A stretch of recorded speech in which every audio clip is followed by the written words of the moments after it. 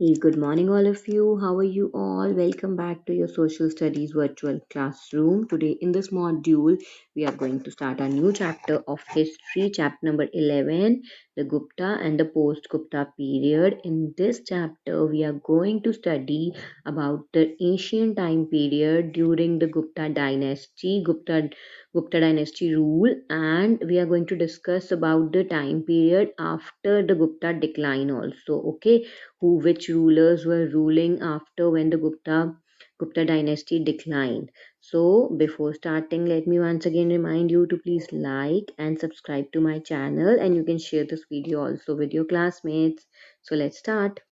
Chapter 11, the Gupta and the Post-Gupta period. The Gupta Empire was called as the Golden Age of India. India in the time of the Guptas have prospered a lot. That is why this time period was called as the Golden Age of India. After the decline of Mauryan Empire, two political entities, the Kushanas and the Satavahanas, emerged in the North India and Deccan, respectively. Both these kingdoms declined around the end of 3rd century CE, and by the 4th century the Guptas emerged to dominate the history of India for the next 2 centuries. We get the information about the Gupta period from both archaeological and literary sources. The most important archaeological sources are the temples, paintings, coins, pillars, and there are many literary sources which include the works of Chinese traveler Faheen. Then there are many plays, stories that were written by Kalidasa like Meghdoot. These all are the main literary sources. Now, let us learn more about the golden age when the Guptas emerged. This time period was called as a golden age in the history of India because the Guptas emerged to dominate the history of India for the next 2 centuries after declining two political entities, the Kushanas in the north and Satavahanas in the Deccan. During this time period, under the Guptas, India have flourished a lot. It have developed in all the fields. It have flourished. It have prospered in all the fields.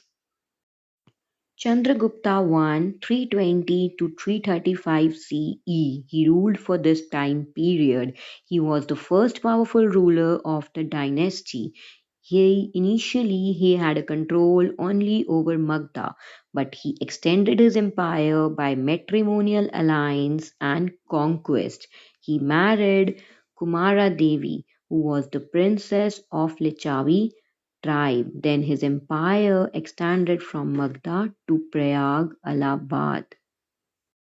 He was given the title of Maharaja the Raja, which means the king of kings. Then Samudragupta, the son of Chandragupta I, who was the greatest ruler of the dynasty.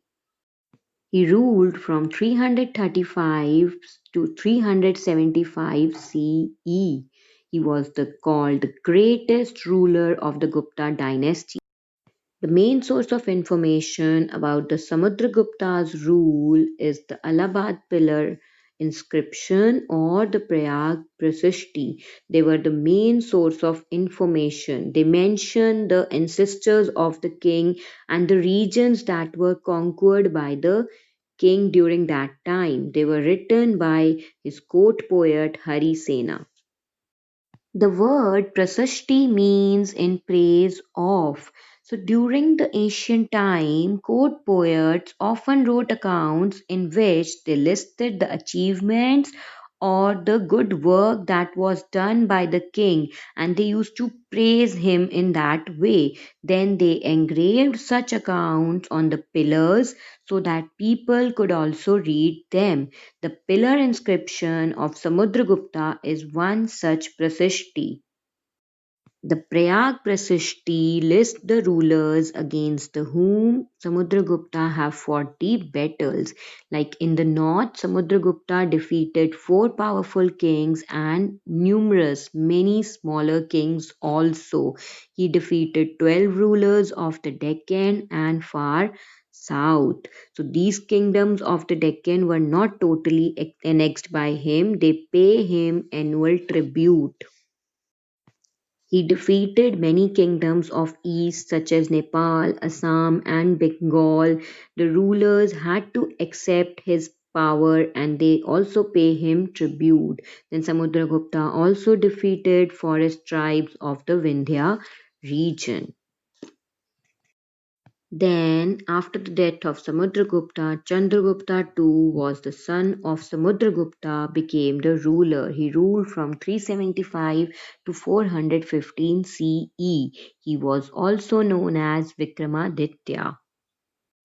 Chandragupta too defeated the Shakas and he took the control of ports of Broch, Cambay, and Sopara. He also maintained friendly relation with the powers of Deccan. Chandragupta too was a patron of arts and literature.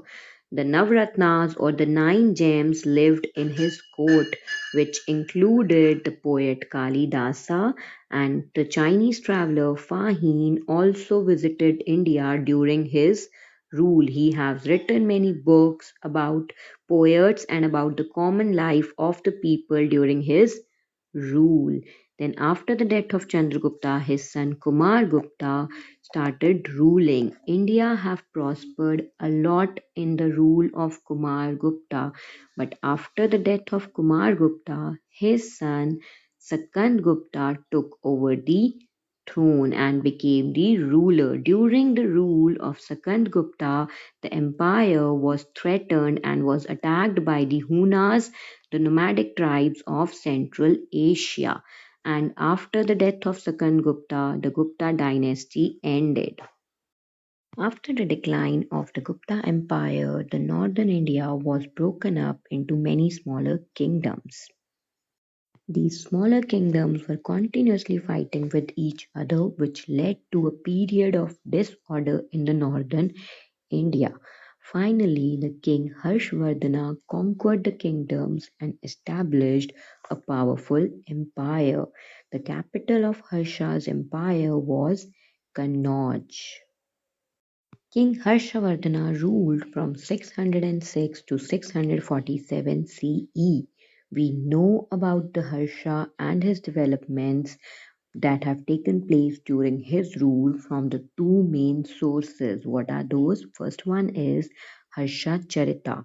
Harsha Charita is the biography book of about Harsha, which was written in Sanskrit by his court poet Pana Bhatta. The other one is the account of Yun Tisang. He visited India during Harsha's rule. He spent 8 years in the court of Harsha. He has written every minute detail about Harsha. So, beside these sources, there are inscriptions, coins, which also tell us about the Harsha. Harsha was a follower of arts and learning. He was a very good writer. He wrote three plays in Sanskrit: Nagananda, Ratnavali, and Priyadarshika. Harsha scholars such as Banabhatta also lived in his court. Previously, Harsha was a worshipper of Lord Shiva, but later he became Buddhist. But he was tolerant towards all other religions. We get to know about the Harsha's rule mainly through the Hyun Tisang's account or the books that Hyun Tisangs have written. So Hyun Tisangs told us that agriculture was the main occupation of the people living in villages. Then there are traders and craftsmen also who lived in the towns. Then people were very simple, honest, and they were hospitable. Most people during that time were vegetarians. They avoided onions and garlics also in their foods. Then there was rigid caste system that was followed during that time. The people were divided into many castes and subcastes. There are chandalas who are the untouchables. They are treated as impure. They had to live outside the city. They are not allowed to live inside the city with the common people. Now, after the decline of the Satavahanas in northern Maharashtra, many smaller kingdoms arose in the Deccan, but the powerful one was the Vakatakas. But they ruled for a very short period. They were succeeded by the Chalukyas of Badami, which played a prominent role in the history of Deccan. Their capital was Vatapi or Badami. The most famous Chalukyan ruler was Pulakesin II. We get this information about his rule from his very famous Prasishti, which was written by his court poet Ravi Kritti. We also get the information that Pulakesin II defeated Harsha and stopped him from conquering the Deccan. Then Pulakesin II also defeated the Pallavan king Mahindravarman I. Then he also sent an embassy or a team to the court of Khusrau too to strengthen his relationship, to strengthen his friendship bond. Hyun Tesang also came to his court and visited his court. He was very impressed by his administration system. But the Chalukyas became weak after the death of Pulakesin II. Now the Pallavas. The Pallavas ruled from Kanchipuram or Kanchi. Their capital was Kanchi. Mahendravarman I and Narasimhavarman I were the powerful rulers of this dynasty. As we have already studied that Pulakesin II defeated Mahendravarman I. So Narasimhavarman I, his son, wanted to take the revenge and defeated Pulakesin II in the battle, and after that battle he captured Vatapi, the capital of the Chalukyas. After this victory, he was given the title of Vatapi Konda, that means the conqueror of Vatapi. He also expanded his empire to Sri Lanka, but many continuous military conflicts weakened the Pallavas also, and their rule was ended by the Cholas in the ninth century. So these three, the kingdom of Harsha in the north and the Chalukyas who ruled in the Deccan, the Pallavas in the south, these three dynasties constitute the Post-Gupta period. They form the Post-Gupta time period. Let's understand the administrative system that was followed by all these dynasties or by all the rulers. We get to know about these, we get to know about this administration system from the accounts of the travelers like Fahin, Hyun Tesang. So here king was the head of the administration. Then he was assisted by a council of ministers who help him. King was the head of the whole empire. He takes all the important decisions with the help of ministers. Then this empire was divided into provinces or bhuktis. Prince were appointed as the head of these provinces. Then there are districts, which are also called Vishayas. There are Ayuktas, who are the head of the district.